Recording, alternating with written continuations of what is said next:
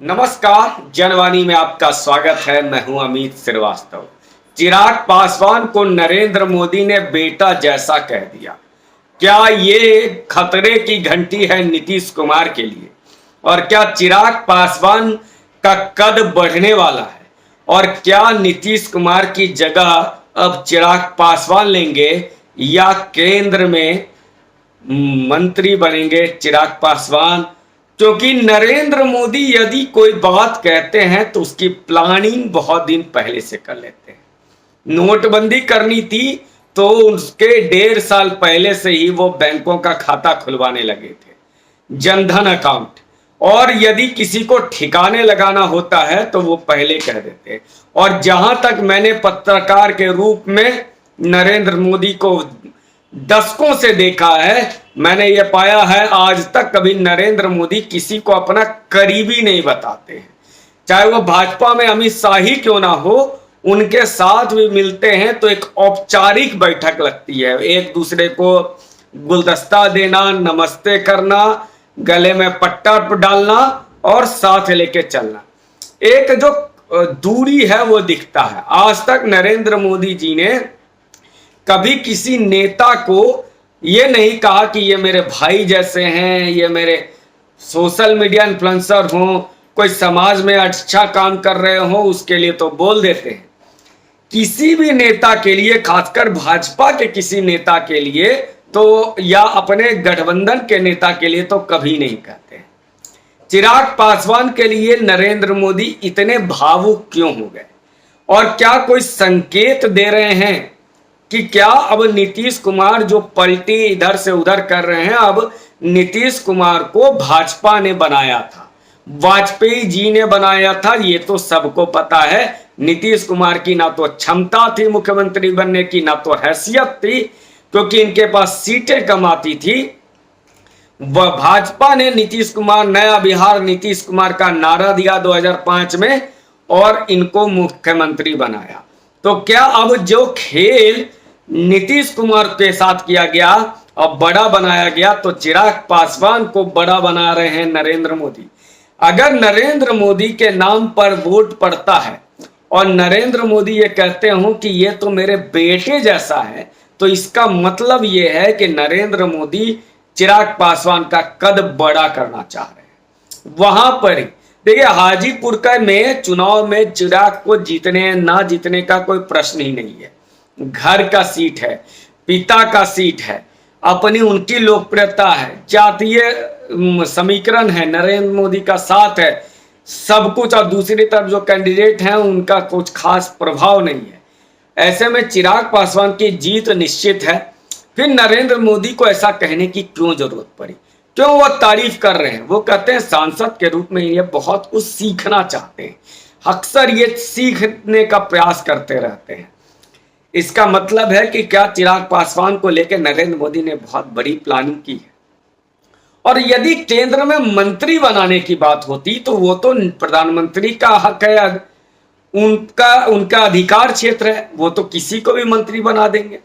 उसको बेटा बताएं या दुश्मन बताएं, मंत्री तो बना ही लेते हैं। तो फिर बेटा जैसा शब्द कहना ये छोटी मोटी बात नहीं हो सकती, ये कैबिनेट मंत्री बनाने की बात नहीं हो सकती। ये बात है बिहार में चिराग पासवान को मजबूत करना। जाहिर तौर पर नरेंद्र मोदी अपने साथ जो लोग रखते हैं उसमें वो नहीं देखते ये भाजपा का है, करीबी है या नहीं है, क्या फर्क पड़ता है। एस जयशंकर हो, आर.के. सिंह हो, पीयूष गोयल हो, जो निर्मला सीतारमण हो, जरूरी नहीं है वो भाजपा में बहुत संगठन में काम कर रहा हो। जो बढ़िया काम करता है नरेंद्र मोदी उनको उठाते हैं, उनको काम दे देते हैं। चाहे वो G20 का जो काम देख रहे थे या स्वच्छ भारत अभियान का काम जो देख रहे थे, वो काम करने वाले लोगों को पसंद करते हैं और उनको बिठा देते हैं और अर्श से फर्श पर ले जाते हैं। चिराग पासवान के बारे में उन्होंने कहा कि इनको सीखने की आदत है, अच्छे सांसद हैं, पूरे सदन में बैठते हैं, इसका मतलब है कि वो गंभीर हैं। और बिहार में जिस तरह नीतीश कुमार पलटी मारते हैं वो गंभीर तो नहीं है। नीतीश कुमार कभी इधर कभी उधर, तो भाजपा भी परेशान हो चुकी है। और क्या चिराग पासवान के सारथी बनेंगे अब नरेंद्र मोदी? क्या चिराग पासवान को अर्जुन बनाएंगे? और भाजपा के कौन लोग हैं, भाजपा में कितने लोग हैं, उन्हें भी पता है। बरबोले सम्राट चौधरी, उनको नरेंद्र मोदी मजबूरी हो सकती है, वो मजबूती तो नहीं है। विजय सिन्हा मजबूरी हो सकते हैं, मजबूती तो नहीं हो सकते हैं। मंगल पांडे, सबके बारे में each and everything Narendra Modi को पता होता है कि ये कितना योग्य है, कितना मुख्यमंत्री के बनने के लायक है, नहीं है। इसलिए क्या नरेंद्र मोदी ने अब अपना बिहार में उत्तराधिकारी चुन लिया है चिराग पासवान को? क्या नीतीश कुमार की कुर्सी अब खतरे में पड़ गई है? प्रश्न खड़ा हो गया है, और होना भी चाहिए। जिस प्रकार नीतीश कुमार 17 वर्षों में एक निकम्मे मुख्यमंत्री के रूप में प्रस्तुत हुए, लाख भाषणबाजी दे दें, 2005 से लेकर 2010 तक जो गड्ढे थे उसको भरा गया हो अलग बात है, लेकिन उसके बाद से नरेंद्र मोदी का गुजरात को देखिए या नीतीश कुमार के बिहार को देखिए, आपको अंतर समझ में आ जाएगा।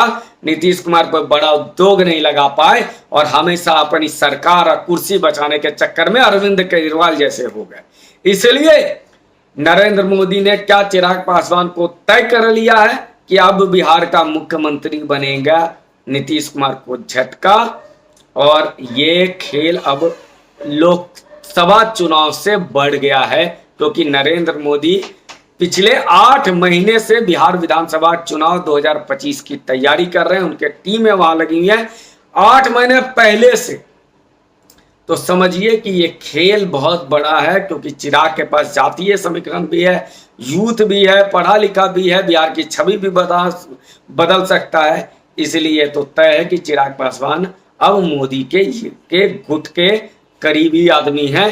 पहले वो कैबिनेट मंत्री बनेंगे और फिर एक दिन मुख्यमंत्री का चेहरा बनेंगे, जैसा मेरा राजनीतिक अनुभव है। क्योंकि नरेंद्र मोदी कभी किसी को अपना करीबी, अपना बेटा, अपना भाई नहीं कहता है। इवन उनके भाई लोग प्राइवेट जॉब कर रहे हैं, ऑटो से उनकी भतीजी आती है, कोई दूसरे लोग नहीं है, छोटे से घर में उनके बड़े रिश्तेदार रहते हैं। इसलिए उनको कभी किसी को बताते भी नहीं है कि मेरा भाई है, ये मेरा चाचा है, जैसे लोग अक्सर कहते हैं। इसलिए चिराग पासवान की किस्मत खुली है, बिहार का मुख्यमंत्री चिराग पासवान हो सकते हैं। उम्मीद करते हैं यह वीडियो आपको पसंद आया होगा। पसंद आया तो फिर इसको लाइक कीजिए, शेयर कीजिए, हाँ चैनल को सब्सक्राइब जरूर कीजिए। आपकी राय क्या है चिराग पासवान के? यदि वो मुख्यमंत्री बनते हैं तो क्या योग्य बनेंगे? अपनी राय बताएं। धन्यवाद।